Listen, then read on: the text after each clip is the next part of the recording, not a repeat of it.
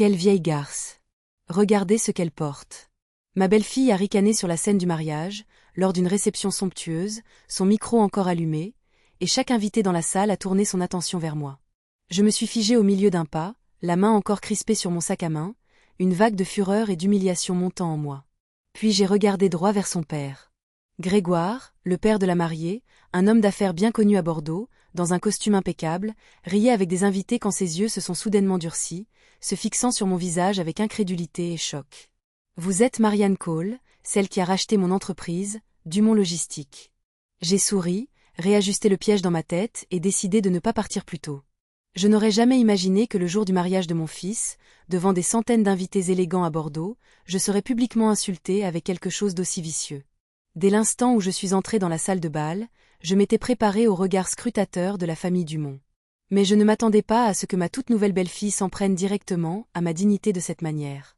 Des rires à moitié étouffés ont parcouru la salle, mêlés à un malaise palpable. Les gens me regardaient, puis regardaient Ambre comme s'il assistait à une petite pièce de théâtre de bas étage. Je me tenais là, dans une simple robe bleu marine, le collier de perles classique de ma grand-mère bien ajusté à ma clavicule. J'avais choisi cette tenue avec soin, car je sais ce que les gens attendent d'une ingénieure retraitée et veuve. De la modestie, de la discrétion, rien de tapax en grave-l'œil, et je voulais qu'ils voient exactement cela. Mais quand les mots d'Ambre ont résonné, toute la salle a frémi, et à ce moment précis, le regard de Grégoire Dumont m'a balayé. Je l'ai vu s'arrêter net, comme s'il avait vu un fantôme du passé. Ses yeux se sont écarquillés, sa peau hâlée est devenue cireuse, et il a marmonné assez fort pour que je l'entende. « Vous êtes Marianne Cole. Vous étiez dans cette salle de conférence à l'époque. C'est vous qui êtes derrière l'acquisition de Dumont Logistique. » J'ai esquissé un léger sourire. C'est le sourire que j'ai pratiqué pendant des années. Calme, un peu ambigu, juste assez pour laisser les gens dans le doute, ne sachant pas si je confirme ou si je nie. Ambre regardait son père avec une incrédulité stupéfaite. Pendant ce temps, sa mère, Vivienne, s'est empressée d'ajuster son collier de diamants étincelants, essayant de masquer la panique qui montait en elle. À cet instant, j'ai su que le jeu avait changé. Pendant 15 ans, j'ai pratiqué l'art de l'invisibilité. Je fais mes courses dans des magasins ordinaires, je conduis une vieille berline et je donne des réponses courtes quand on m'interroge sur ma retraite. J'ai vécu comme si je ne survivais que grâce au salaire d'ingénieur de Daniel, mon défunt mari, et à son assurance vie. Personne ne se doutait de rien, mais le mépris d'Ambre, associé au regard fixe de Grégoire, a fait craquer la coquille que j'avais protégée pendant une décennie et demie. Je ne suis pas partie. Non, j'ai choisi de rester. J'ai pris un verre d'eau, je me suis assise sur une chaise près du mur et j'ai regardé Lucas et Ambre danser. Mon fils était radieux, son sourire illuminait la pièce. J'avais espéré qu'il trouverait une partenaire décente, mais lors de nos brèves rencontres précédentes, j'avais remarqué qu'Ambre n'était pas seulement curieuse de mes finances. Ses yeux étaient calculateurs. Elle ne me voyait pas comme une belle-mère. Elle me voyait comme un actif à évaluer.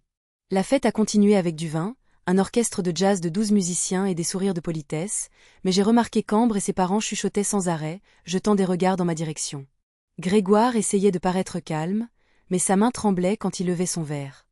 Vivienne riait plus que d'habitude, son rire aigu et strident. Ambre, qui avait gagné en m'humiliant, semblait maintenant mal à l'aise. J'ai quitté la salle vers minuit, seulement après en avoir vu assez. Je voulais que tout le monde pense que j'étais blessée et que je battais en retraite. En vérité, j'étais déjà en train de préparer mes prochains coups. Cette histoire ne se terminerait pas à un mariage. Elle ne faisait que commencer. En retournant à mon petit appartement, les lumières de Bordeaux scintillaient dans le rétroviseur, tandis que la question de Grégoire résonnait. « C'est vous qui avez racheté Dumont Logistique. » Je ne lui ai pas répondu à ce moment-là, mais je savais une chose. Mon temps de silence touchait à sa fin. Je devais décider. Continuer à me cacher ou prendre le contrôle et révéler la vérité. Cette nuit-là, je me suis préparé une tisane à la camomille, je me suis installé dans le fauteuil près de la fenêtre et j'ai regardé la Garonne qui dispersait les lumières de la ville. Dans ma poitrine, mon cœur était à la fois lourd et électrique. Chaque cellule de mon corps me rappelait que je ne suis pas la femme qu'Ambre pense pouvoir rabaisser. Je suis Marianne Cole, la femme qui, avec Daniel, a transformé une modeste idée d'ingénierie en une fortune approchant le milliard d'euros. Je suis restée silencieuse assez longtemps. J'ai posé la tasse, ouvert le petit coffre-fort de la chambre et sorti une enveloppe scellée bleu marine.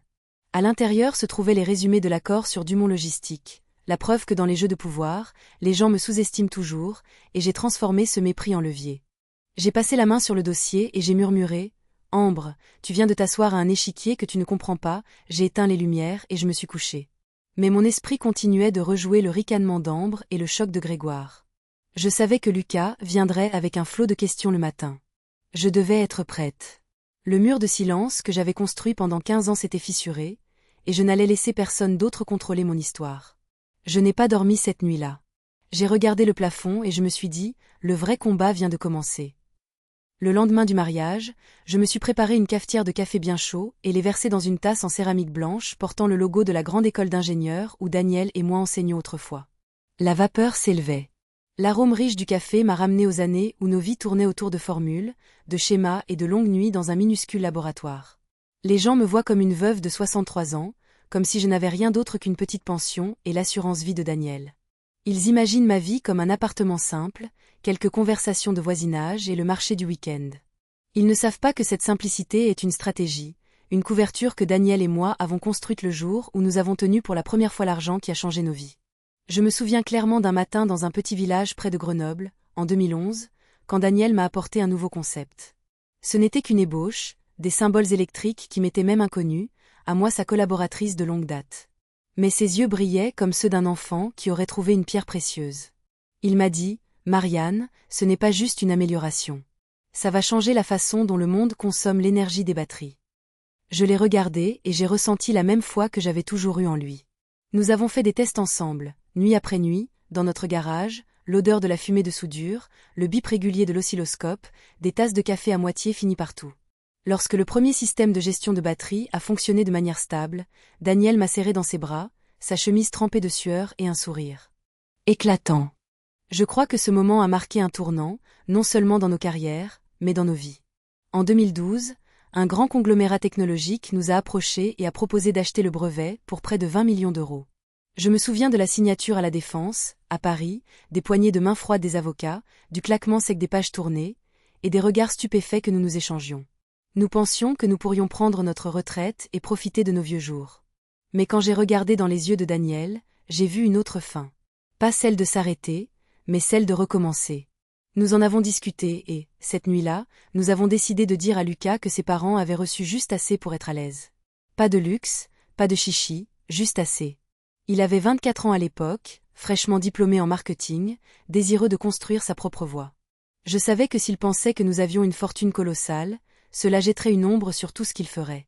Je voulais qu'il se tienne sur ses 2 pieds. Et c'est ainsi que le secret a commencé. Nous avons partagé les 20 millions.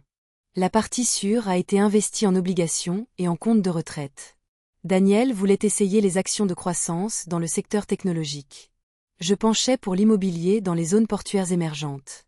Nous avons mélangé les deux, prudents et audacieux, en étudiant chaque mouvement. Certaines nuits, le sol était couvert de papier, de graphiques dessinés à la main, de débats qui duraient jusqu'à l'aube. Nous n'avons jamais imaginé que nous deviendrions milliardaires, mais Daniel avait un œil particulier. Il repérait la valeur avant que le marché ne la voie. Une petite entreprise de logistique au Havre, a-t-il dit. Donnez-lui 2 ans. Quand le commerce électronique explosera, ils tripleront. Il avait raison. Une start-up d'énergie renouvelable chancelante avec des panneaux solaires de nouvelle génération. Daniel a insisté. C'est du sérieux, pas de la poudre aux yeux. 3 ans plus tard, ils sont entrés en bourse. Un investissement multiplié par 10. Nous avons aussi eu des échecs. Quelques paris dans la biotechnologie se sont effondrés. Quelques propriétés ont perdu de la valeur. Chaque faux pas nous a appris quelque chose. Nous nous sommes adaptés. Petit à petit. Notre patrimoine a gonflé bien au-delà de tout ce que nous osions imaginer. En 2019, lorsque Daniel est décédé subitement d'une crise cardiaque, notre portefeuille avait dépassé les 600 millions d'euros. Je me suis assise seule dans la maison silencieuse, regardant ses feuilles de calcul, chaque chiffre rappelant son nom. J'ai voulu tout abandonner. Mais je me suis souvenue de ces mots. Marianne, ne laisse personne te sous-estimer. Laisse-les penser que tu n'es qu'une gentille épouse. C'est là que tu es la plus forte. J'ai tenu sa promesse. Je suis restée modeste et discrète pour que Lucas croie que sa mère vivait d'une pension. Pendant ce temps, j'ai continué à investir, créant des holdings pour superviser des transactions plus importantes. Lorsque l'occasion d'acheter Dumont Logistique s'est présentée, j'ai su que le moment était venu. Grégoire l'avait mené au bord du gouffre avec un endettement excessif. Je ne l'ai pas acheté pour l'humilier. Je l'ai acheté parce que le cœur de l'entreprise était solide et plein de potentiel. Ainsi, pendant qu'Ambre me regardait avec pitié et me demandait si j'avais besoin d'une aide financière pour mes vieux jours, sa famille vivait des décisions que j'avais prises. C'était ironique et tout à fait conforme à ma philosophie. Les gens vraiment riches n'ont pas besoin de l'étaler. Ils laissent les résultats parler d'eux-mêmes. J'ai pris une longue inspiration et j'ai bu une gorgée de café. Sur la table se trouvait la longue enveloppe scellée concernant l'acquisition de Dumont Logistique. Après le regard de Grégoire la nuit dernière, je savais que ce secret serait déterré. Tôt ou tard.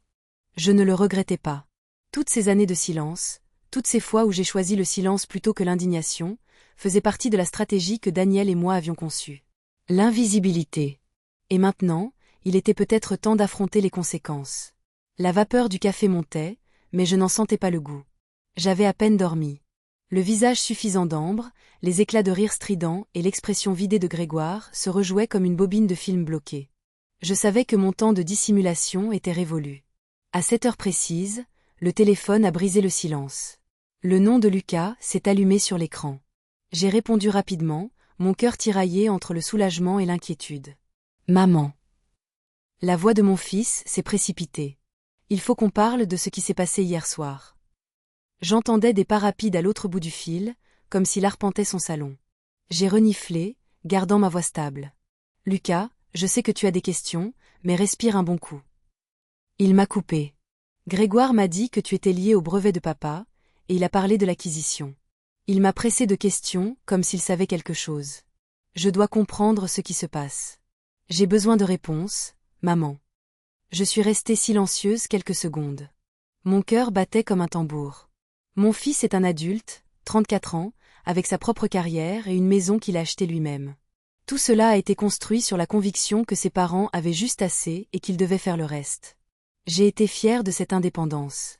Et maintenant, je faisais face à la question que j'avais toujours su qu'il poserait un jour. Je ne suis pas partie hier soir parce que j'étais fatiguée, ai-je dit lentement. Je suis partie parce que j'avais besoin de temps pour réfléchir. Je te dirai tout, mais pas au téléphone. Un lourd soupir est parvenu à travers le combiné. Puis Lucas a ajouté avec une trace de déception. Est-ce qu'Ambre t'a envoyé un message? Elle m'a dit qu'elle voulait que la famille déjeune ensemble aujourd'hui. Elle dit qu'elle a déjà parlé à ses parents de certaines choses dont nous devons discuter. Une pointe de douleur m'a transpercé la poitrine. Je n'avais pas besoin de deviner de quoi il s'agissait. Ambre ne manque jamais une occasion d'enfoncer ses griffes plus profondément. La nuit dernière, ses yeux n'étaient pas seulement méprisants. Ils étaient investigateurs, calculateurs. Elle avait senti un secret. Et une fois qu'Ambre flaire une piste, elle creuse. Tu ne l'as pas vue hier soir? Ai-je demandé, d'une voix sèche et un peu amère. Ambre ne voulait pas seulement une introduction, elle voulait me déshabiller devant toute la salle de bal. Mais quand Grégoire m'a reconnue, elle a été déstabilisée. Alors, non, ce déjeuner ne sera pas pour prendre de mes nouvelles. Lucas a hésité. Maman, tu veux dire qu'Ambre en sait plus qu'elle ne le dit. Je n'ai pas répondu directement. Je me tenais à la fenêtre où la lumière du soleil tombait sur les toits de tuiles rouges du quartier. Je savais qu'Ambre était assez intelligente pour assembler les pièces, et si Grégoire soupçonnait vraiment quelque chose, il ne resterait pas silencieux longtemps. Lucas, ai-je dit doucement, viens chez moi ce soir.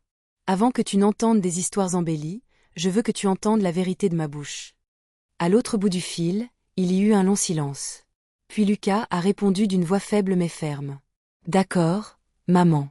Mais j'ai besoin que tu sois honnête. Je ne supporterai pas de découvrir que tu m'as encore caché quelque chose. J'ai raccroché le téléphone, le cœur lourd. Je savais que la conversation de ce soir serait un tournant. Mais avant cela, je devais me préparer pour la bataille du déjeuner. À midi pile, je suis arrivée dans un restaurant chic au bord de la Garonne. Ambre avait réservé la table à l'avance. Bien sûr, c'était celle avec la meilleure vue sur le port de la Lune. Je suis entrée et je l'ai vue déjà assise, parfaitement maquillée, un sourire radieux sur le visage, mais les yeux froids et vifs comme une lame. À côté d'elle se trouvait Lucas, tendu, et en face d'eux, Grégoire et Vivienne. Marianne. Ambre s'est levée, m'a fait une étreinte superficielle, ses mains froides, le parfum lourd et coûteux flottant dans l'air. Merci d'être venu. Nous sommes une famille maintenant, et j'ai pensé que ce serait bien de discuter de quelques sujets importants ensemble. Je me suis assise et j'ai esquissé un léger sourire. Vraiment? Un repas de famille? Le serveur a apporté un bordeaux de premier cru, et Ambre a rapidement hoché la tête. Je veux que nous commencions bien. Une bonne bouteille pour marquer le début de notre relation. J'ai regardé la bouteille, puis Ambre. Dans mon esprit, une image de Daniel et moi à notre table de cuisine a flashé, buvant une bouteille bon marché dans des verres ébréchés, en train de tracer des stratégies d'investissement. J'ai dû sourire en pensant à la façon dont certaines personnes croient qu'une bouteille chère suffit à signaler le pouvoir. Le repas a commencé. Ambre a fait la plupart de la conversation. Lucas était presque silencieux. Grégoire essayait de jouer la politesse. Vivienne gardait un sourire figé. Je me suis assise tranquillement et j'ai écouté. J'ai longuement parlé avec papa hier soir, a commencé Ambre, la voix chargée de sous-entendus. Et nous avons découvert pas mal de choses intéressantes. Il m'a parlé de l'accord d'il y a 3 ans, lorsque Dumont Logistique a été racheté par un investisseur anonyme. Il se souvient encore de la femme dans cette salle de conférence, silencieuse, ne disant rien, laissant les avocats tout gérer. Très posée. Grégoire a toussé légèrement et a baissé les yeux sur son verre d'eau. Sous la table, Vivienne a saisi sa main, mais je l'ai vue. Ambre a penché la tête vers moi, les lèvres incurvées. Étrangement, il voit cette femme en vous, de la taille, de la posture au silence. C'est difficile de ne pas le remarquer. Lucas s'est tourné vers moi, les yeux pleins de questions. Je pouvais sentir la tempête en lui. L'espoir, la peur et la colère d'avoir été tenu dans l'ignorance. J'ai levé mon verre, l'ai fait tourner et j'ai bu une petite gorgée. Le monde est petit. Parfois, des inconnus se ressemblent étrangement. Ambre a souri. Mais le triomphe brillait dans ses yeux. Exactement. La coïncidence est intéressante, surtout quand elle implique des centaines de millions d'euros. J'ai posé le verre, mon doigt tapotant légèrement la table en bois. Je n'ai ni confirmé ni nié. J'ai laissé le silence ajouter du poids. Dans des échanges comme celui-ci, celui qui est impatient glisse le premier. Le déjeuner s'est terminé dans une ambiance étouffante. Ambre continuait de sourire, mais pour moi, ce n'était pas de la joie. C'était un défi. Au moment de nous lever, elle s'est penchée vers mon oreille et a murmuré « J'espère que tu seras honnête avec Lucas. Parce que si tu ne le es pas, quelqu'un d'autre lui dira la vérité. » J'ai regardé droit dans ses yeux bleus et froids et j'ai souri légèrement. « Ambre, fais attention à ce que tu déterres.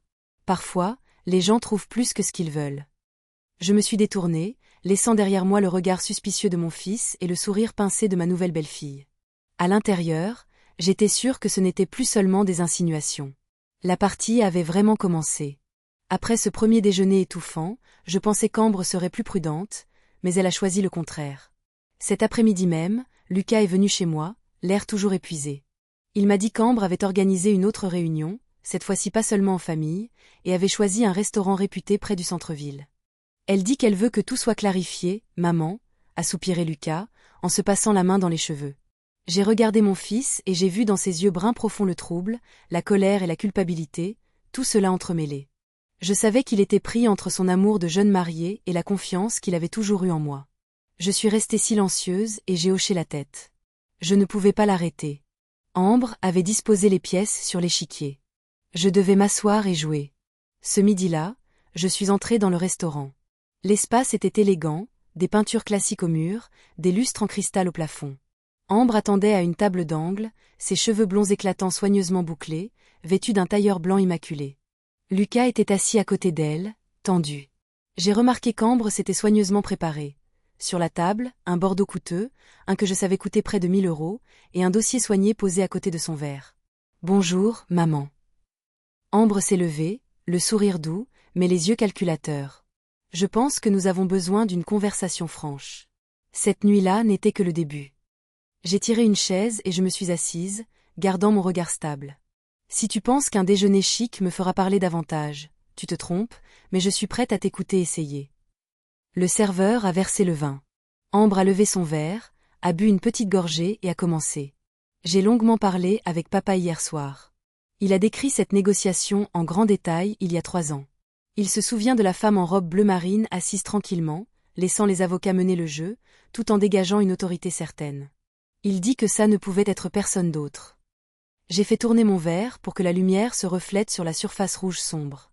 Je n'ai ni confirmé ni hoché la tête. Le silence était mon bouclier. Ambre s'est penchée en avant. Voix basse, mais tranchante comme un rasoir. Tu sais ce qui est intéressant ? L'entreprise a été rachetée pour près de 600 millions d'euros. Puis l'investisseur a complètement disparu des registres publics. Une disparition délibérée, n'est-ce pas? Lucas a froncé les sourcils et m'a regardé. Le doute dans ses yeux me blessait. Il aspirait à la transparence, et chaque phrase d'Ambre perçait la confiance qu'il avait en moi. J'ai posé mon verre, la voix calme et plate. Alors, que veux-tu, Ambre? Transformer ce déjeuner en interrogatoire public? Ambre a souri, passant un doigt le long du dossier. Pas un interrogatoire. Je pense juste qu'en tant que famille, nous devrions être clairs. Mes parents ont un jour cru que Dumont Logistique serait transmise à la génération suivante. Mais un investisseur anonyme a tout changé. Et maintenant, je ne peux m'empêcher de penser à la coïncidence entre vous et cette femme. Grégoire n'était pas là, mais j'entendais son ombre dans son ton, un mélange de fierté blessée et de désir de sauver la face. J'ai regardé Ambre droit dans les yeux et j'ai esquissé un léger sourire. Les coïncidences arrivent tous les jours, Ambre. Ne confonds pas quelques pièces de puzzle avec l'image entière. Mais Ambre n'a pas arrêté. Elle a sorti son téléphone et a affiché un vieil article de presse économique d'il y a 3 ans. La photo était granuleuse, mais assez claire pour voir une femme en robe bleu marine assise parmi une rangée d'avocats. Mon visage était partiellement obscurci, mais la silhouette, la façon dont je tenais mon sac à main, était trop familière. Ambre a placé l'écran devant Lucas. « Regarde », a-t-elle dit. « N'est-ce pas trop similaire ?» J'ai senti le cœur de Lucas se serrer. Il a regardé la photo, puis moi, ses yeux vacillants. « Maman, s'il te plaît, dis-moi que ce n'est pas toi. » J'ai pris une profonde inspiration, mais je n'ai pas répondu.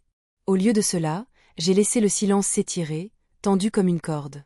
Ambre s'est redressée, rayonnante comme si elle avait pris le dessus. Une coïncidence fortuite, ai-je dit enfin, doucement, mais avec juste assez de pression pour piquer l'orgueil d'Ambre. Il y a des millions de femmes dans ce pays qui portent du bleu marine et des perles. Si tu tires des conclusions à partir d'une silhouette, tu te précipites. Ambre a souri, mais c'était un sourire glacial. Précipitation ou non, la vérité finira par éclater. Personne ne peut se cacher éternellement, surtout quand des centaines de millions d'euros sont en jeu. J'ai rencontré son regard, stable. Alors laissons le temps répondre. Mais souviens-toi de ceci, Ambre. Les sages savent quand arrêter de creuser. Parfois, ce qu'ils trouvent peut les noyer. Le déjeuner s'est terminé dans un silence pesant. Ambre a continué de sourire, mais j'ai vu une tension au coin de ses yeux. Lucas est sorti d'un pas lourd et je me suis sentie un peu plus légère. Je savais que le jeu n'était pas terminé. Ambre l'avait clairement indiqué. Elle ne voulait pas seulement me rabaisser. Elle voulait s'emparer du passé pour contrôler l'avenir. Sur le chemin du retour, j'ai pensé à Daniel. S'il était vivant, il aurait un sourire ironique. Nous avons prévu des jours comme celui-ci, Marianne. Et tu sais, nous nous sommes préparés assez longtemps. Alors que la voiture tournait dans la petite rue menant à mon appartement, j'ai décidé que je ne pouvais pas rester assise à attendre d'être démasquée. Je devais ouvrir la vieille enveloppe dans le coffre-fort et me préparer pour la guerre qu'Ambre venait de déclarer. Une question n'arrêtait pas de résonner dans ma tête. Quand la vérité éclatera, de quel côté mon fils se rangera-t-il? Je n'avais pas de réponse, mais je savais avec certitude que je ne me laisserais pas acculer. Cette nuit-là, de retour chez moi, j'ai ouvert le coffre-fort et j'ai remis la vieille enveloppe à sa place habituelle. Mais cette fois, je n'allais pas la laisser dormir. Je savais qu'Ambre ne s'arrêterait pas à des allusions et des regards. Elle est du genre à s'acharner sur une fissure avec ses 2 mains, jusqu'à ce que le mur s'effondre. Si je voulais me protéger, et protéger Lucas, je devais agir en premier. Le lendemain matin, j'ai appelé Étienne Park. C'est le conseiller financier qui travaille avec mon mari et moi depuis des années, depuis l'époque où nous avons géré pour la première fois l'argent de la vente du brevet. Étienne est discret et stable, et il peut analyser les situations les plus complexes avec un sang-froid imperturbable. Je savais qu'il était la seule personne qui pouvait me donner une image claire de la famille Dumont et des risques qui m'entouraient. Nous nous sommes rencontrés dans son bureau du centre de Bordeaux, un immeuble de verre moderne avec un étage élevé surplombant la Garonne, qui s'enroulait sous la lumière du matin. Il m'a accueilli dans un costume gris clair, le visage aimable, les yeux vifs derrière des montures argentées. « Marianne », a-t-il dit en me serrant la main, la voix calme mais ferme. « D'après votre ton hier, j'ai su que c'était sérieux. » J'ai hoché la tête. « Étienne, j'ai besoin de tout sur les Dumont. Finances, prêts, mouvements récents. Je veux le tableau complet. » Il a fait une pause, puis a ouvert son ordinateur portable et a affiché un fichier numérique préparé. Vous avez deviné juste. Je les surveille depuis un certain temps à votre demande après l'acquisition, et ce que je vois dernièrement n'est pas bon. Étienne a tourné l'écran vers moi. Des graphiques sont apparus, des barres de dettes empilées, a-t-il expliqué. En 2018 et 2019, Grégoire a étendu Dumont Logistique avec un effet de levier excessif, rachetant de petites entreprises dans tout le sud-ouest. Lorsque le marché du fret s'est resserré, ils n'ont pas pu rembourser la dette. C'est pourquoi il a dû vous vendre en 2020. J'ai hoché légèrement la tête. Je connaissais cette partie, mais Étienne a continué. Ce que vous ne saviez pas, c'est que depuis, les Dumont ont maintenu un style de vie somptueux avec d'autres prêts. Ils ont hypothéqué près de 80% de leur domaine principal dans le Médoc. Les comptes d'investissement ont été vidés, il ne reste que peu de choses pour maintenir les apparences. J'ai froncé les sourcils. Donc tout ce qu'ils étalent repose sur la dette. Étienne a hoché la tête. Oui, il parie que Grégoire trouvera une autre grande opportunité. Il s'est arrêté et m'a regardé. Ou il se tourne vers le mariage de Lucas et Ambre. Les mots m'ont serré la poitrine. Je me suis penché en arrière et j'ai pris une longue inspiration. Comme je le craignais, Ambre n'était pas seulement une fille vaniteuse et en quête de statut. Elle était une pièce maîtresse de la stratégie financière des Dumont. Il y a autre chose, a ajouté Étienne, la voix plus basse. J'ai trouvé des requêtes récentes d'un cabinet d'enquête privé, le cabinet Danton. Ils essaient de tracer des sociétés écrans et des propriétés cachées liées à plusieurs transactions au cours de la dernière décennie. Pas difficile de deviner qui les a engagés. J'ai pressé mes lèvres. Ambre. Probablement, a dit Étienne avec un signe de tête. Et je vois le nom d'un avocat, Marc Vasseur, un spécialiste des litiges en matière de fiducie et de succession. Ils ont été en contact au moins 2 fois le mois dernier. Un frisson m'a parcouru. Tout allait plus vite que je ne le pensais. Ambre ne s'était pas arrêtée au soupçon, elle avait commencé à construire une stratégie juridique pour dépouiller la couverture que j'avais maintenue pendant 15 ans. J'ai besoin de savoir, ai-je demandé, lentement mais fermement, à quel point la structure juridique que Daniel et moi avons construite peut-elle résister à un examen minutieux. Étienne s'est redressé, a enlevé ses lunettes et s'est frotté les yeux. Marianne, cette structure est solide. Nous avons utilisé plusieurs couches de sociétés écrans et des comptes dans des juridictions offrant une forte protection de la vie privée, mais rien n'est invincible. Une enquête ciblée, juridique et financière combinée, peut remonter jusqu'à vous.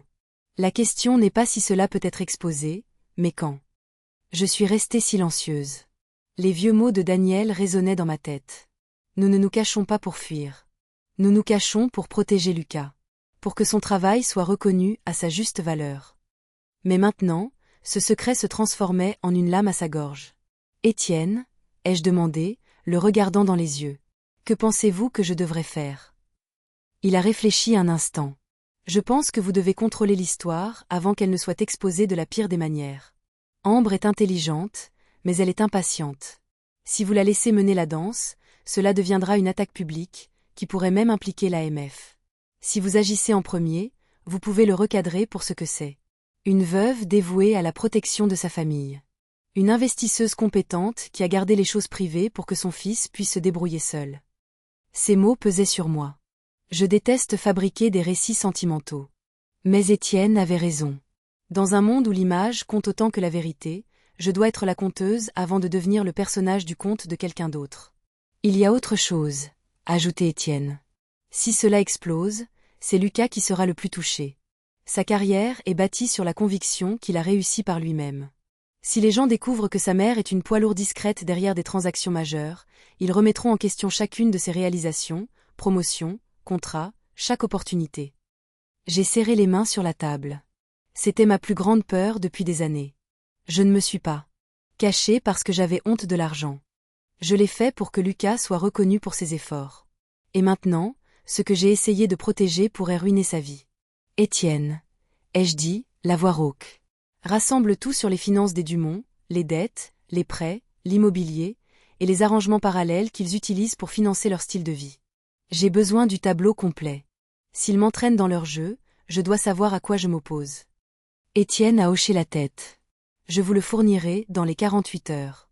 Mais soyez prudente, Marianne. Ce n'est plus seulement une affaire privée. Vous vous dirigez vers un combat qui exige un sang-froid et de la patience. Et surtout, soyez prête au fait que parfois, la vérité n'est pas une arme, c'est un fardeau. Je me suis levée et je lui ai serré la main. Je comprends. Mais Étienne, je suis restée silencieuse assez longtemps. Si Ambre pense qu'elle peut exploiter mes secrets pour contrôler ma famille, elle m'a mal jugée. En quittant l'immeuble, le vent de la Garonne s'est levé, soulevant l'ourlet de ma robe bleu marine. J'ai marché lentement dans la rue, le cœur lourd mais résolu. Je savais ce qui m'attendait. Des accusations, des regards jugeurs, et la déception de mon propre fils. Mais je savais aussi que ce n'était pas la première fois que je faisais face à des gens qui voulaient me faire tomber. J'avais appris à garder le silence, à attendre, et surtout, à riposter quand ils me pensent la plus faible. La voix de Daniel s'est élevée dans mon esprit, des mots que je n'ai jamais oubliés. Marianne, un secret n'est un fardeau que si tu le laisses dormir. Utilise-le au bon moment et il devient un pouvoir. Et j'ai compris que ce moment était proche. Cette nuit-là, après avoir rencontré Étienne, je suis retournée à mon appartement. Le salon était le même, mur beige, quelques vieux cadres, des étagères remplies de documents jaunis par le temps, mais l'air semblait différent. Je sentais le vieux calme se fissurer. Chaque pas sur le parquet me rappelait que le temps du silence était révolu. Je me suis tenue devant le coffre-fort de la chambre. Pendant des années, je ne l'avais ouvert que rarement, sauf pour des vérifications de routine. Il contenait les secrets que Daniel et moi avions bâtis en 15 ans. Rapports d'investissement, documents de transfert, procuration, même les mémos manuscrits de Daniel sur la stratégie d'achat et de vente. J'ai tourné la clé. Le mécanisme a cliqueté dans la nuit silencieuse. Lorsque la porte s'est ouverte, l'odeur du papier s'est échappée. J'ai délicatement sorti les piles de documents sur la table de la salle à manger et j'ai posé chaque classeur. La lumière chaude du plafonnier baignait les pages comme si elles racontaient leurs propres histoires. Je me suis assise, j'ai pris une profonde inspiration. Devant moi se trouvait l'histoire d'une fortune. J'ai commencé par le plus ancien dossier, le contrat de vente du brevet de 2012. L'encre était encore foncée, la signature de Daniel à côté de la mienne. Je me souviens de ce jour, nous étions si tremblants que nous avons dû signer 3 fois pour y arriver. Qui aurait pu deviner qu'à partir de 20 millions d'euros, nous construirions ce que nous avons fait. Puis sont venus les rapports de compte. J'ai tourné page après page, traçant la courbe comme un graphique de vie. En 2015, les actifs dépassaient les 50 millions. En 2018, nous avions atteint 200 millions. Puis, après des années de travail acharné de Daniel et de Paris à forte conviction, le chiffre a dépassé les 600 millions avant sa mort. Je suis restée immobile, le bout de mon doigt touchant sa note dans la marge. Ne laisse jamais notre fils penser que les choses existent simplement pour lui. Il doit connaître la valeur du travail, pas de l'héritage. Je me suis attardée là, puis j'ai fermé doucement la page. Daniel voyait toujours plus loin que moi. Maintenant, ces mots étaient la lampe dans cette tempête. Mais cette nuit n'était pas à la nostalgie. Je devais me préparer pour le présent. J'ai ouvert mon ordinateur portable, entré le mot de passe sécurisé et commencé à creuser. Si Ambre avait engagé quelqu'un pour me suivre, j'allais lui renvoyer l'appareil. Je ne suis pas assez jeune pour maîtriser toutes les astuces technologiques, mais après des années avec Daniel, je sais lire entre les lignes. J'ai cherché des informations sur le cabinet Danton et je l'ai trouvé mentionné dans quelques dossiers juridiques, un cabinet spécialisé dans le suivi des flux financiers et la traçabilité des sociétés écrans. Ils avaient joué un rôle dans des querelles de succession et des conflits familiaux fortunés plus d'une fois. J'ai ouvert les documents d'Étienne, le rapport sur l'activité de crédit récente d'Ambre. 3 nouvelles cartes de crédit en un mois, toutes avec des limites inhabituellement élevées. La liste des transactions montrait des paiements à des cabinets d'avocats et à des enquêteurs. C'était donc là. Ambre mettait le paquet, pariant que le retour sur investissement dépasserait de loin le coût. Je me suis penchée en arrière et j'ai regardé le plafond. Pour Ambre, épouser Lucas n'était qu'un investissement, un billet d'entrée pour une fortune qu'elle croit que je cache. Cette pensée m'a rendue à la fois triste et en colère. Mon fils, honnête et ouvert, réduit à un levier dans le plan de quelqu'un d'autre. Je suis retournée à la table et j'ai ouvert un autre dossier.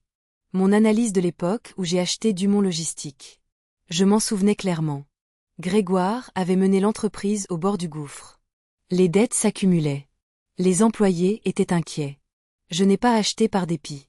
J'ai vu une réelle valeur dans le réseau d'entrepôts, les lignes de transport et le personnel expérimenté. Avec la bonne gestion, elle pouvait se redresser. C'est ce qui s'est passé. 3 ans plus tard, c'était l'une des entreprises de logistique les plus rentables de la région. J'ai eu un sourire amer. Grégoire flotte encore grâce à des honoraires de consultant et un siège au conseil d'administration, des arrangements que j'ai mis en place pour le maintenir à flot. Et maintenant, cette famille, par l'intermédiaire d'Ambre, veut renverser la table. J'ai ouvert un autre classeur. Journaux de dividendes, contrats de licence technologique, participation dans des startups. Chaque chiffre et chaque ligne de données prouvaient que je n'avais pas eu de chance. Daniel et moi avions travaillé. Nous avions fait des recherches.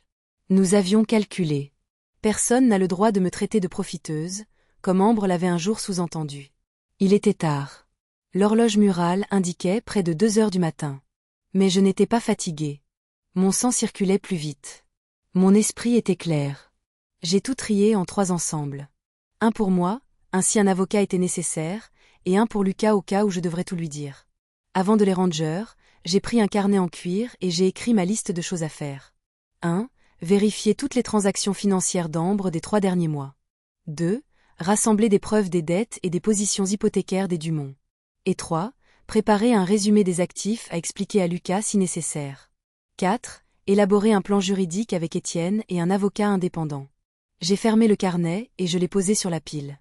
Puis je me suis levée et j'ai fait face au miroir. Dans la lumière chaude et tamisée, j'ai vu les années sur mon visage et les ombres sous mes yeux. Mais j'ai aussi vu autre chose, de la détermination. Je n'étais pas la femme qui subissait tranquillement les abus lors de la réception de mariage. J'étais Marianne Cole, qui a appris à manier le silence comme une arme et la vérité comme une lame. J'ai murmuré, comme à Daniel quelque part au loin. Je ne les laisserai pas nous piétiner. Et je ne laisserai pas Lucas être transformé en pion. Je te le promets. Dehors, la ville était devenue silencieuse. J'ai éteint les lumières, mais un feu s'était allumé en moi. Je savais que la vraie bataille venait de commencer. 2 jours plus tard, Lucas a appelé, hésitant. « Maman, Ambre veut que nous venions chez toi ce soir.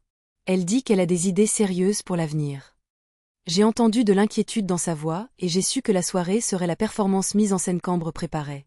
J'ai rangé le salon, petit, simple, juste un canapé beige, une table basse en bois et quelques photos de famille. Je n'ai délibérément rien changé. Pas de mise en scène sophistiquée. C'était mon terrain, et je voulais que tout se déroule dans une simplicité honnête. Quand la sonnette a retenti, j'ai ouvert. Lucas est entré le premier, clairement mal à l'aise. Ambre a suivi, élégante dans un tailleur noir ajusté, un porte-documents en cuir à la main. Son sourire était éclatant, mais ses yeux étaient immobiles. « Merci de nous recevoir », a dit Ambre doucement. « Je pense que c'est le bon moment pour parler de l'avenir de notre famille. » Je les ai fait asseoir sur le canapé. J'ai servi du thé, pas du vin. Ambre a froncé les sourcils à la vue de la vieille théière. Petit geste, mais j'ai vu la lueur d'irritation. Après quelques politesses, Ambre a ouvert son porte-documents et a fait glisser une épaisse liasse de papier sur la table. Voici ma proposition, un plan pour que nous protégions et fassions croître les actifs familiaux ensemble. Je suis restée immobile, les doigts enroulés autour de la tasse. Je n'ai pas touché les papiers. Quel plan, Ambre ? Elle a souri comme si elle attendait cette question. Un fonds familial. J'ai parlé avec un avocat en gestion de patrimoine. L'idée est de créer une fondation où chaque membre de la famille est un administrateur. Une gestion centralisée assure à la fois la protection et un impact à long terme dans la communauté. Lucas m'a jeté un regard, puis à sa femme. Clairement, il n'avait pas entendu ce niveau de détail auparavant. Et Ambre a continué, excitée. Si tu es d'accord, je suggère de commencer le fonds avec environ 50 millions d'euros. C'est assez pour faire sensation et nous positionner comme une famille responsable et influente. J'ai posé ma tasse, les yeux calmes. 50 millions. Et d'où penses-tu que cet argent vient ? De vous, bien sûr, a dit Ambre sans détour, toujours souriante. Vous avez montré que vous êtes une excellente investisseuse, mais je crois qu'il est temps de placer les actifs dans une structure plus transparente. Avec le fonds, tout le monde a une voix et vous n'aurez pas à porter ce fardeau seul. Lucas a grimacé, mais elle l'a interrompu. Je dis ça parce que je me soucie de maman. C'est comme ça que nous sécurisons notre avenir et celui de nos enfants. Un fonds familial nous garde transparents, unis et durables. Je me suis adossée au canapé et je suis restée silencieuse quelques secondes. Je n'étais plus surprise. C'était exactement le coup qu'Ambre avait préparé, une voie légale pour me forcer à partager le contrôle. J'ai regardé droit dans ses yeux et j'ai dit lentement. Alors, s'il y a un fonds, qui le gère ? 3 personnes, a répondu Ambre immédiatement. Vous, moi et Lucas. 3 votes, justes et démocratiques. J'ai eu un mince sourire. Ce qui signifie que chaque décision nécessite une majorité. 1 contre 2 en faveur. Très malin. Ambre a légèrement penché la tête, la confiance illuminant ses yeux. Vous voyez la logique ? Personne n'a le monopole. Tout est transparent. J'ai tranquillement observé Lucas. Mon fils était assis là, les mains jointes, les yeux inquiets. Il était coincé entre deux camps. Son respect pour moi et son amour de jeune marié. Je savais exactement à quel point il se sentait déchiré. J'ai posé légèrement la main sur les documents. Ambre, depuis combien de temps travailles-tu là-dessus? Quelques semaines, a-t-elle dit fièrement. J'ai examiné des modèles d'autres familles fortunées. C'est la meilleure façon d'assurer la stabilité. J'ai hoché la tête et j'ai doucement repoussé la pile vers elle. Si tu as fait autant de recherches, tu sais aussi que tout fonds familial commence par la confiance. Et malheureusement, tu ne m'as pas montré cette confiance. Ambre a tressailli, puis s'est rapidement ressaisie. Vous ne me faites pas confiance? Je ne fais confiance qu'aux personnes qui n'engagent pas d'enquêteurs pour fouiller dans la vie de leur belle-mère, ai-je répondu d'un ton égal, tranchant comme une lame. Lucas a tourné la tête brusquement vers Ambre. Quoi? Ambre s'est raidie, ses lèvres tremblantes. Je voulais juste. J'ai ouvert un tiroir et j'ai sorti une fine enveloppe. Je l'ai posée devant eux et je l'ai fait glisser. Ce sont des copies de vos transactions par carte de crédit du mois dernier, y compris vos contrats avec le cabinet Danton et l'avocat Marc Vasseur. Si tu veux vraiment protéger la famille, pourquoi dépenser de l'argent pour payer des gens afin de déterrer les secrets de ta belle-mère? La pièce est devenue rigide. Les yeux de Lucas se sont écarquillés alors qu'il prenait l'enveloppe avec des mains tremblantes. Ambre, est-ce que c'est vrai? Lucas, je voulais seulement. A commencé Ambre, mais je l'ai interrompu. Tu n'as pas besoin de t'expliquer, Ambre. Chaque action est écrite noir sur blanc. La seule question que j'ai est la suivante. Aimes-tu Lucas, ou aimes-tu ce que tu penses que Lucas apporte? Ambre a rougi, un éclair de défi dans les yeux. Pensez ce que vous voulez. Je connais la vérité, cette richesse existe, et tôt ou tard Lucas y aura droit. Je me suis redressée, les yeux fixés sur elle. Un droit. Mais tu as oublié quelque chose. Ni l'un ni l'autre n'a de droit sur quoi que ce soit. Cela a été construit par Daniel et moi, et nous avons choisi de le cacher, non pas pour que vous puissiez dépenser librement, mais pour que Lucas puisse être indépendant. Lucas a baissé les papiers, les yeux rouges. Il m'a regardé, puis a regardé Ambre, comme un enfant perdu. Je savais que ce moment le blesserait, mais la vérité était nécessaire. Je me suis levée et j'ai dit fermement, cette réunion est terminée. Ambre, tu peux reprendre ta proposition. Si tu veux en discuter à nouveau, commence par l'honnêteté. Sinon, ne me parle plus jamais de fonds familial. Ambre a pincé les lèvres, a rassemblé ses documents et s'est levée. Elle a forcé un sourire à Lucas, puis s'est détournée, ses talons frappant le sol en battements secs et durs. La porte s'est refermée, laissant la pièce dans le silence. Lucas était assis, la tête entre les mains. Je me suis approchée et j'ai posé ma main sur son épaule. Mon fils, je sais que la vérité est difficile à accepter, mais je ne peux pas te laisser être transformé en un outil. Lucas a levé la tête, sa voix brisée. Maman, je ne sais plus qui croire. J'ai serré doucement son épaule. Crois simplement en toi. Je m'occuperai du reste. Cette nuit-là, après le départ de Lucas, je suis restée seule dans le salon. Dehors, le vent d'automne murmurait à travers les arbres. Je savais qu'Ambre n'abandonnerait pas. Mais au moins, je lui avais montré que je n'étais pas une femme qui s'assoit tranquillement pour se laisser manipuler, et en moi, le feu de la riposte brûlait plus fort que jamais. Seulement 3 jours après la soirée où Ambre a présenté sa proposition de fonds familial à mon appartement, la vraie tempête a éclaté. Lundi matin, j'ai reçu un appel d'Étienne. Sa voix était rauque, plus sérieuse que d'habitude.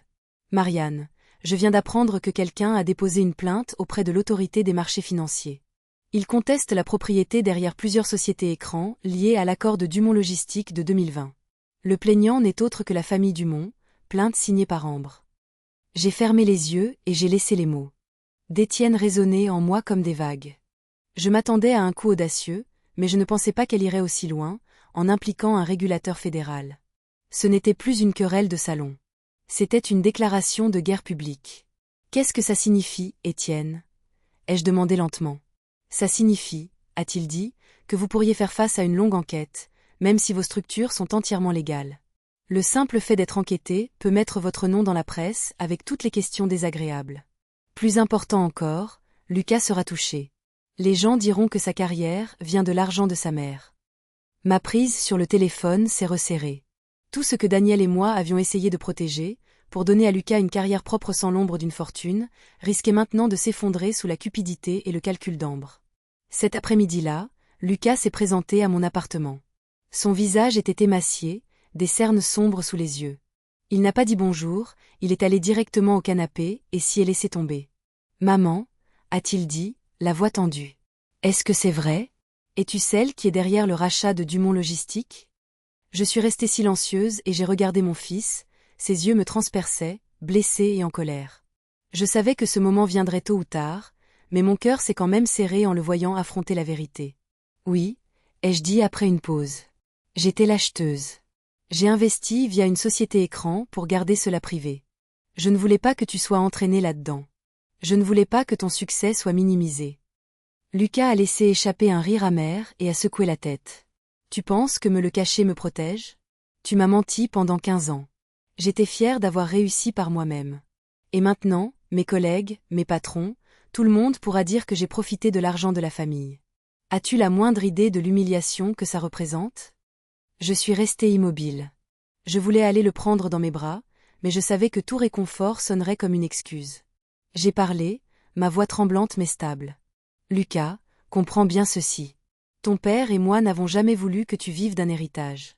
Tout ce que j'ai fait, c'était pour que tu aies une chance équitable. Équitable. Lucas s'est levé d'un bond, les yeux rouges. Si c'est équitable, pourquoi ne me l'as-tu pas dit dès le début? Pourquoi me laisser vivre dans l'ignorance? Maintenant, je suis une blague pour Ambre, pour sa famille, et bientôt peut-être pour le monde entier. Qui protégeais-tu, moi ou ton image? Ces mots m'ont transpercé. Dans ma mémoire, j'ai entendu la voix douce de Daniel. Il y aura un jour où Lucas te blâmera.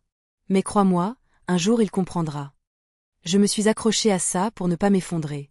Tu peux me détester. Me blâmer, ai-je dit lentement, les yeux fixés sur lui.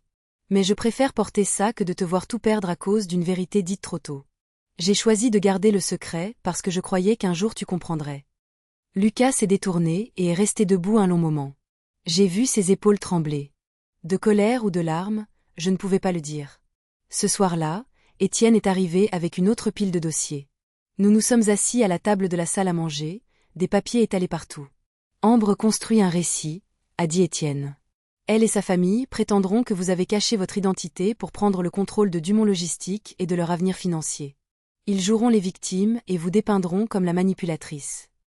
J'ai hoché la tête, plus calme que je ne le sentais. Ils oublient que l'entreprise aurait fait faillite sans moi. Mais la justice et l'opinion publique marchent rarement ensemble. Étienne a soupiré. Nous devons nous préparer sur 2 fronts, juridique et public. Je vais faire appel à un avocat d'affaires de premier plan. Mais avec Lucas, vous devez être prudente. La fissure s'élargit. Ambre utilisera cela pour l'éloigner encore plus de vous. J'ai regardé par la fenêtre la ville qui brillait dans la nuit. Une douleur silencieuse m'a envahi. Je m'attendais à ce qu'Ambre frappe, mais je ne m'attendais pas à ce que son coup le plus dur atterrisse sur le lien entre moi et mon fils. Le lendemain, j'ai reçu une demande de réunion du cabinet d'avocats des Dumont. Ils voulaient une discussion transparente sur les finances, en clair, un tribunal. Lucas m'a envoyé un texto, « Maman, j'irai avec toi. Mais s'il te plaît, sois honnête cette fois. » Plus de secrets. J'ai regardé mon téléphone, ma poitrine se serrant. Je savais que ce n'était pas juste une réunion. Elle déciderait de quel côté Lucas se rangerait. J'ai fermé les yeux et je me suis dit, « Marianne, c'est le moment où ton fils verra qui tu es vraiment. Ne laisse pas Ambre te définir. » La réunion a eu lieu en haut d'une salle de conférence au mur de verre surplombant Bordeaux. Grégoire et sa femme étaient déjà là, leurs visages arrangés en une prétention digne. Ambre était assise à côté de Lucas dans un tailleur grisacier, avec l'avocat au regard dur, Marc Vasseur, en face d'elle. Ils ont commencé par m'accuser d'avoir caché mon identité, d'avoir utilisé des structures complexes pour contrôler les choses, et d'avoir délibérément sapé une famille pour mon propre gain. Je me suis assise droite et j'ai écouté sans interrompre. Quand ce fut mon tour, je n'ai dit que ceci. Je n'ai rien pris à personne. J'ai acheté une entreprise qui coulait, je l'ai redressée et j'ai sauvé des centaines d'emplois. Si votre famille appelle ça de la manipulation, alors c'est peut-être votre définition de la responsabilité qui a besoin d'être revue. Ambre s'est penchée en avant, la voix acide. Embellissez ça comme vous voulez. Lucas ne savait rien. Vous avez menti à votre propre fils. Si vous pouvez cacher un secret pendant 15 ans, qui sait ce que vous cachez d'autre? Lucas m'a regardé. Dans ses yeux, il y avait une tempête, amour, colère et une confiance brisée. Je savais que chaque mot d'Ambre s'enfonçait plus profondément dans une fissure qui existait déjà. J'ai pris une longue inspiration et j'ai parlé clairement. Lucas, je te l'ai bien caché. Mais je n'ai jamais rien caché pour te faire du mal. Si tu te sens humilié par cette vérité aujourd'hui, je porterai cette honte. Mais n'oublie pas que c'est Ambre qui transforme ce secret en une arme pour déchirer ta famille. La pièce est devenue silencieuse. Lucas a baissé la tête et a serré les poings. Je savais que son cœur était tiraillé entre deux feux, et je comprenais. Cette fissure ne guérirait pas aujourd'hui, mais je faisais confiance au temps et à la vérité pour faire leur œuvre à la fin. La salle de conférence du 20e étage est restée silencieuse après mes derniers mots. La lumière tardive filtrait à travers les murs de verre, scintillant sur la longue table en noyer, nous donnant tous l'air d'être assis dans un aquarium transparent. Personne n'a parlé pendant plusieurs secondes, seulement le léger bourdonnement de la climatisation et le rythme tendu des respirations. Je savais que c'était le point de rupture, le moment où les masques tomberaient. Ambre était toujours assise le dos droit, ses mains fines posées avec soin sur l'épais dossier, mais le coin de sa bouche se retroussait en un défi, comme si elle était sûre de tenir le manche du couteau. À côté d'elle, l'avocat Marc Vasseur a ouvert sa mallette, a sorti un autre dossier et a dit d'une voix claire et sonore. « Madame Cole, les preuves sont plus que suffisantes. L'utilisation de sociétés écrans pour dissimuler la propriété effective dans l'acquisition de Dumont Logistique peut être considérée comme une dissimulation délibérée, sinon une fraude pure et simple. Mes clients ont amplement de raisons de demander une enquête de l'AMF. » Grégoire a légèrement hoché la tête, et sa femme m'a regardé avec un mélange de mépris et d'attente. Il pensait que j'allais paniquer. Il pensait qu'une veuve âgée se recroquevillerait à des mots comme enquête de l'AMF ou fraude. J'ai gardé mon regard calme, puis j'ai fait glisser une fine enveloppe vers Étienne, mon conseiller, assis à côté de moi. Il a hoché la tête et a sorti les impressions que nous avions soigneusement préparées. J'ai regardé autour de la pièce et j'ai parlé d'une voix égale et lente. Vous avez tous beaucoup parlé de transparence, alors laissez-moi y contribuer. Étienne a remis un paquet à chaque personne. Le papier a bruissé, puis le silence s'est fait alors que leurs yeux se fixaient sur les chiffres froids. Ce sont les finances de la famille Dumont des 3 dernières années, ai-je dit clairement, sans élever la voix. Je n'ai pas eu besoin d'un détective privé pour trouver ça. Ce sont toutes des données publiques si on sait les lire. Les Dumont ont hypothéqué leur propriété principale jusqu'à 80% de sa valeur. Leurs comptes d'investissement sont presque vides. La dette de crédit a doublé en 12 mois. Et j'ai fait une pause, croisant le regard d'Ambre. Vos propres nouvelles lignes de crédit ont été ouvertes le mois dernier. Les dépenses indiquent clairement des frais d'enquête et juridiques, pas le développement familial dont vous parlez sans cesse. L'air est devenu lourd. Le visage de Grégoire a changé. Vivienne a porté une main à son front. Ambre s'est figée, les lèvres serrées. Marc Vasseur a essayé de rester calme, mais je l'ai vu parcourir les pages, son expression s'assombrissant. « Où avez-vous obtenu ces données ?» a-t-il demandé, en essayant de garder son calme. « J'ai suffisamment de canaux légaux pour trouver ce dont j'ai besoin. » ai-je répondu sèchement. Ce qui compte, ce n'est pas où je les ai trouvées, mais ce qu'elles disent. Votre famille est assise sur un château de sable, et maintenant vous voulez y attirer mon fils pour le soutenir. À côté de moi, j'ai senti la respiration lourde de Lucas. Il a regardé du paquet à Ambre, puis de nouveau à moi. Je savais qu'il luttait intérieurement, mais au moins maintenant il pouvait voir que la vérité n'était pas unilatérale. Ambre a parlé, sa voix tremblante, mais essayant toujours de paraître fière. Où voulez-vous en venir? Que parce que la famille de votre belle-fille est sous l'eau, nous n'avons pas le droit de vous questionner. Le fait demeure que vous avez trompé Lucas et caché une fortune massive à votre propre fils. J'ai regardé droit dans ses yeux bleus et froids et j'ai eu un mince sourire. Non, Ambre. Ce que je veux dire, c'est ceci. Quand une famille qui se noie dans les dettes met en scène une performance publique et accuse quelqu'un d'autre, ce n'est pas de la justice. C'est du désespoir. Et le désespoir ne bat jamais la vérité. Je me suis levé lentement, laissant chaque mot atterrir comme une pierre. Vous avez 2 choix. 1. Continuez à pousser cela devant les tribunaux et la presse. Si vous le faites, je rendrai publique la situation financière complète des Dumont, de l'effet de levier hypothécaire à ces lignes de crédit gonflées. Alors ce ne sera pas seulement votre réputation. Même le dernier lopin de terre auquel vous vous accrochez finira chez vos créanciers. 2. Vous arrêtez immédiatement. Je ne poursuivrai pas vos investigations et je ne mentionnerai pas les nouveaux prêts. En retour, je veux un engagement écrit. La famille Dumont ne nous entraînera plus jamais, Lucas ou moi, dans un litige financier. Si vous le violez, je ne serai pas clémente une seconde fois. La pièce est devenue silencieuse. Je pouvais sentir le rythme cardiaque de Lucas s'accélérer, sa main serrée en un poing. Grégoire regardait les documents comme s'il avait été touché là où ça fait le plus mal. Vivienne a soupiré lourdement, ses yeux allant de son. Marie à sa fille. Ambre, toujours raide, a explosé. Vous donnez un ultimatum à toute ma famille.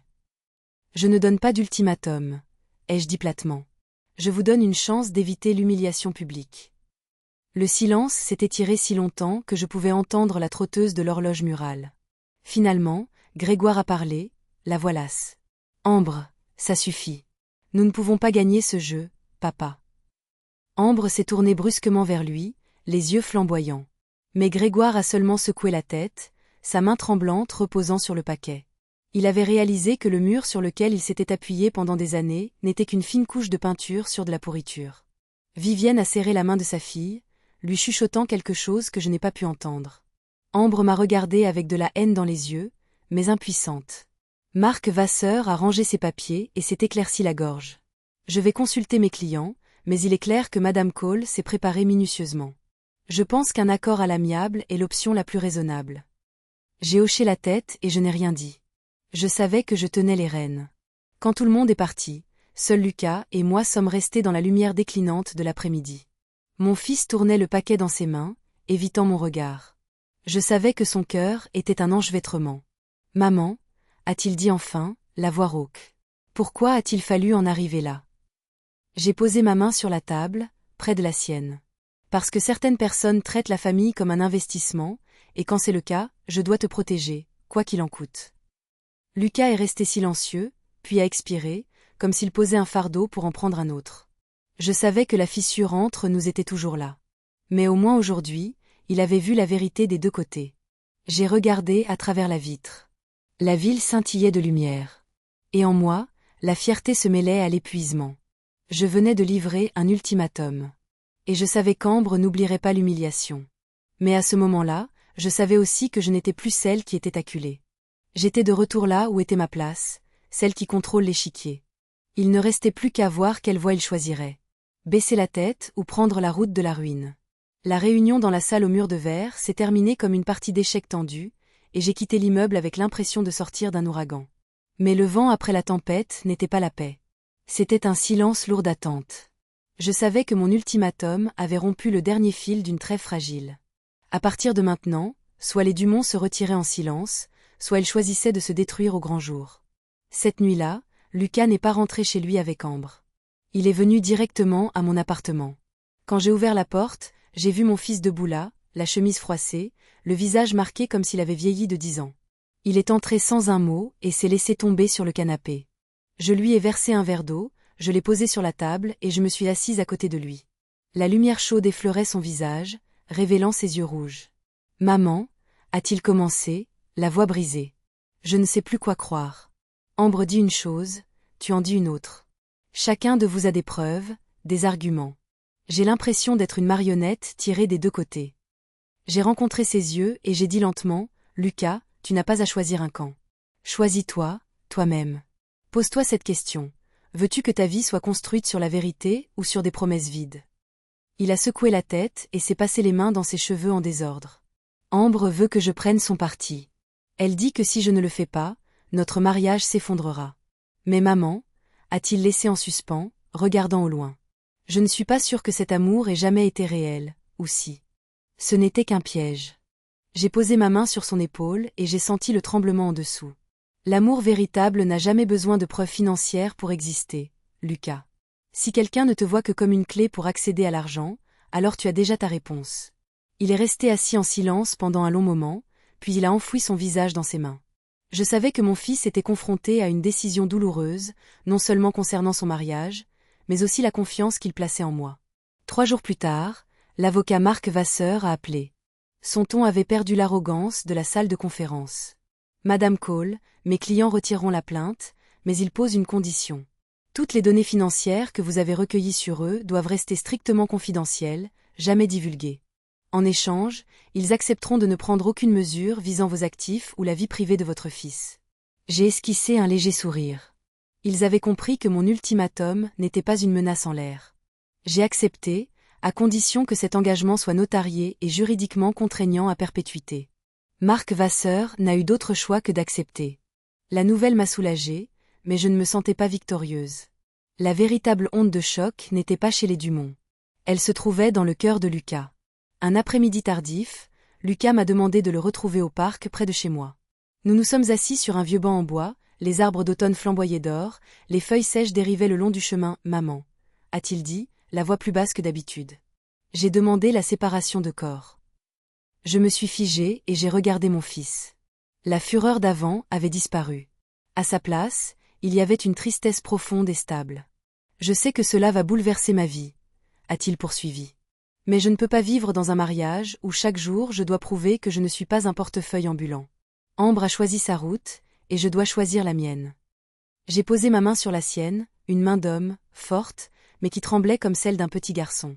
Lucas, je suis désolée de t'avoir entraîné dans cette tempête, mais je suis fière que tu aies choisi la vérité, peu importe à quel point ça fait mal. Il a levé les yeux, humides. Maman, je ne suis pas sûre de t'avoir pardonné, mais je sais que tu t'es battue pour moi. Et je pense que c'est la seule raison pour laquelle je suis encore debout. Ces mots blessaient et guérissaient à la fois. J'ai accepté les deux. Je ne m'attendais pas à un pardon instantané, seulement à ce que mon fils voie que je ne l'avais jamais abandonné. Dans les semaines qui ont suivi, les choses se sont calmées. Les Dumont se sont retirés et sont restés silencieux. Des rumeurs sur leurs dettes ont circulé dans quelques cercles financiers, mais personne n'en a parlé ouvertement. Notre accord juridique a tenu. Ambre a disparu de la vie de Lucas, comme si elle n'y avait jamais été. Quant à moi, je passais mes soirées près de la fenêtre, à regarder le trafic glisser sous les lampadaires. Certaines nuits, Daniel me manquait terriblement. Nos longues conversations sur nos projets, sur la protection de Lucas, me manquaient. J'aurais aimé qu'il soit en vie pour voir notre fils apprendre enfin les leçons de la fierté et du courage. Un soir, Lucas est venu dîner. Nous nous sommes assis à ma petite table avec un poulet rôti que j'avais préparé. Au milieu du repas, il a dit soudainement. « Maman, je pense que tu avais raison. Certains secrets, s'ils sont révélés trop tôt, peuvent détruire une vie. Je ne suis pas sûre de pouvoir tout pardonner encore, mais je sais que tu ne l'as pas caché pour me tromper. Tu l'as caché pour me protéger. » Je l'ai regardé, les yeux embués. Des années de poids sur ma poitrine ont finalement commencé à se soulever. Cette nuit-là, en débarrassant la vaisselle, j'ai pensé à ce qu'Étienne avait dit. La vérité n'est pas toujours une arme. Parfois, c'est un fardeau. J'avais porté ce fardeau si longtemps, et après les secousses, j'ai réalisé qu'elle peut aussi être un pont. Un pont entre Lucas et moi, fissuré, mais qui nous permet de nous rapprocher à nouveau. Je ne sais pas ce que demain apportera, ni si mon fils me pardonnera complètement. Mais je sais ceci, j'ai gardé mon indépendance, je l'ai protégé de la cupidité des Dumont, et je lui ai appris ce que Daniel a toujours voulu. Parfois, choisir la vérité compte plus que tout le reste. En moi, un nouveau calme s'est installé, même si le sol tremble encore. Je sais que ce n'est pas la fin, mais c'est un début plus propre, plus vrai. Lorsque les secousses se sont finalement calmées, j'ai su que j'avais besoin d'un nouvel espace pour respirer, pour regarder en arrière ce que nous venions de traverser. En novembre, j'ai décidé de quitter Bordeaux pour quelques semaines et de me rendre dans le Luberon, l'endroit où Daniel avait dit un jour, si jamais nous prenons notre retraite, il voulait s'asseoir sur la terrasse d'un mas en pierre et regarder le soleil devenir rouge sans derrière les montagnes. Le voyage lui-même était court en train, mais dans mon esprit, il semblait beaucoup plus long. Quand je suis arrivée dans le Luberon, j'ai été frappée par le ciel d'un bleu intense, la lumière dorant chaque mur de pierre ocre rouge, et l'air sec et frais de la campagne provençale. Cela n'avait rien à voir avec l'humidité de Bordeaux, mais c'était étrangement réconfortant, comme si la terre et le ciel me murmuraient « Dépose ton fardeau ». J'ai loué un petit mas, simple mais chaleureux. Le matin, je préparais du café et je m'asseyais près de la fenêtre, la lumière du soleil traversant le cadre en bois en longue bande sur le sol en terre cuite. L'après-midi, je me promenais dans des rues jonchées de feuilles de platane dorées, m'arrêtant dans de petites galeries où des artistes locaux accrochaient des toiles abstraites à côté de sculptures en bois brut. J'avais l'impression de retrouver une partie de moi-même qui dormait depuis longtemps. La partie qui aime l'art et la beauté simple, libérée des chiffres et des contrats. Mais je savais que je ne pouvais pas simplement fuir. Je n'étais pas venue ici pour oublier. J'étais venue pour trouver une nouvelle direction. Un soir, en écrivant dans mon journal sous la lampe de bureau, je me suis soudain souvenu de quelque chose que Daniel avait écrit dans une vieille note. Ne laisse jamais l'argent dormir dans un coffre-fort. Il doit créer de la vie, des opportunités, du changement. Ces mots m'ont frappé de plein fouet. Il était peut-être temps de transformer mes actifs en quelque chose d'utile au lieu d'un simple secret à protéger. Le lendemain, j'ai contacté Étienne et je lui ai demandé de venir dans le Luberon pour quelques jours. Nous nous sommes rencontrés dans un petit café à Gordes, les murs couverts de peinture à l'huile. Étienne a apporté son ordinateur portable et j'ai apporté un dossier que j'avais rédigé pendant plusieurs nuits. Étienne, ai-je dit fermement. Je veux créer un fonds, pas un faux fonds familial comme celui qu'Ambre a proposé. Un vrai fonds, indépendant, transparent, avec un objectif clair. Il m'a regardé, a haussé un sourcil. Quel genre de fonds, Marianne? J'ai fait glisser le dossier vers lui. Le fonds des Innovator Call. Un fonds pour les jeunes inventeurs et chercheurs français, des gens qui ont des idées mais pas de capital, ou qui sont négligés parce qu'ils ne font pas partie du système. Je veux qu'ils aient la chance dont Daniel rêvait à l'époque où nous étions un jeune couple sans le sou dans un garage, pensant à la technologie. Étienne a feuilleté les pages, ses yeux se sont illuminés et il a hoché lentement la tête. Une grande idée, et vous avez à la fois les ressources et la crédibilité pour la concrétiser. J'ai souri légèrement. C'est aussi comme ça que je veux que Lucas voie la vérité. Cette richesse n'est pas là pour détruire. Elle est là pour construire. Elle n'a plus besoin d'être cachée, car maintenant elle a un but. Dans les jours qui ont suivi, nous avons travaillé sans relâche. J'ai rencontré une équipe juridique spécialisée dans les organisations à but non lucratif à Apt pour créer la fondation. J'ai appelé quelques anciens collègues de recherche de Daniel et je leur ai demandé de siéger en tant que conseiller honoraire. Et j'ai rédigé une courte déclaration de mission pour le fonds, née d'un rêve de garage. Ce fonds existe pour ouvrir les portes à d'autres rêves de garage. La nuit, je m'asseyais dans le mas silencieux, écoutant le vent frôler la porte en bois, ressentant une étrange chaleur. C'était comme si Daniel était là, souriant à chaque mot que j'écrivais. Une semaine plus tard, j'ai demandé à Lucas de venir dans le Luberon. Quand mon fils est entré dans le mas, j'ai pu voir le changement en lui. La lourde mélancolie des semaines passées s'était dissipée, remplacée par un nouveau calme, comme si la tempête l'avait forcé à grandir. « Maman, pourquoi m'as-tu appelé ici ?» a-t-il demandé en posant sa valise. Je lui ai tendu un dossier. « Lis. » Lucas s'est assis, tournant les pages. Ses yeux se sont écarquillés.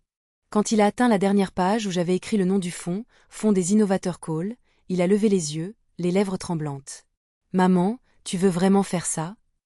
Oui, ai-je dit. J'ai caché un secret pendant 15 ans pour te protéger. Mais maintenant, je ne veux plus me cacher. Cette richesse n'est pas pour Cambre ou les Dumont se la disputent. Elle est pour quelque chose de bien. Je veux que tu vois que la vérité n'est pas seulement un fardeau. Elle peut apporter de la lumière. Lucas est resté silencieux, puis il m'a soudainement saisi la main. Des larmes brillaient au coin de ses yeux.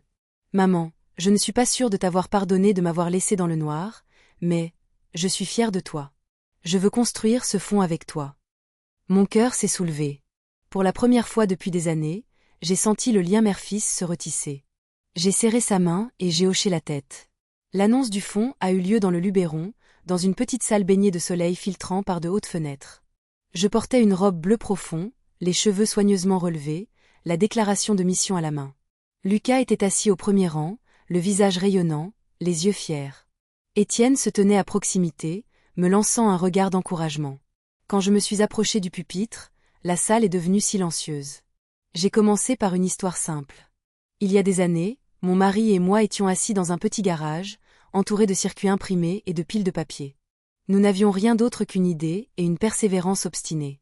Si quelqu'un avait cru en nous à l'époque, peut-être aurions-nous avancé plus vite, avec moins d'embûches. Aujourd'hui, je veux être cette personne pour d'autres rêves. J'ai fait une pause et j'ai regardé autour de la pièce. Tous les yeux étaient fixés sur moi, à l'écoute. Le Fonds des Innovator Call est là pour soutenir les jeunes inventeurs et chercheurs, ceux qui osent rêver et osent construire. Ce n'est pas le fonds d'une famille. C'est un fonds pour les idées. J'espère qu'il vivra plus longtemps que moi, plus longtemps que cette génération. Des applaudissements se sont élevés autour de moi. J'ai baissé les yeux vers Lucas. Il m'a souri, le sourire que j'avais attendu des années, un sourire sans doute ni distance. Ce soir-là, après l'annonce, mon fils et moi nous sommes assis sur la terrasse du mas, sous un ciel étoilé de Provence. J'ai versé 2 verres de vin rouge et j'en ai posé un devant lui. « Qu'en penses-tu » ai-je demandé. Lucas a levé son verre. « Juste un peu. Je pense que tu as transformé une guerre en un commencement, et peut-être que je devrais apprendre à faire de même. » J'ai souri. Nous apprenons encore tous les deux, Lucas. Et le Luberon, c'est peut-être notre première salle de classe. Le vent de la campagne a dérivé, transportant l'odeur de la terre et de l'herbe sèche. J'ai incliné mon visage vers le ciel et j'ai murmuré intérieurement. « Daniel, tu vois ? Nous avons tenu notre promesse. Et maintenant, notre héritage ne sera pas un secret. Ce sera une lumière directrice. » Lors de ma dernière nuit dans le Luberon, Je me suis assise sur la terrasse du mas, l'air de la campagne devenant vif, la fumée des cheminées voisines s'étirant dans l'obscurité. Lucas était allé se coucher, et je suis restée, sirotant une tisane chaude, regardant le clair de lune s'étendre sur les montagnes lointaines. J'ai réalisé qu'après toutes les batailles, ce qui me restait n'était pas seulement la richesse ou une réputation défendue. C'était la paix dans mon âme et une porte qui s'ouvrait pour la prochaine génération. J'ai pensé à la femme que j'étais. Une veuve vivant tranquillement derrière un mur épais, ayant toujours peur d'être démasquée, alourdie par un secret massif. J'ai cru un temps que disparaître était le seul moyen de rester en sécurité.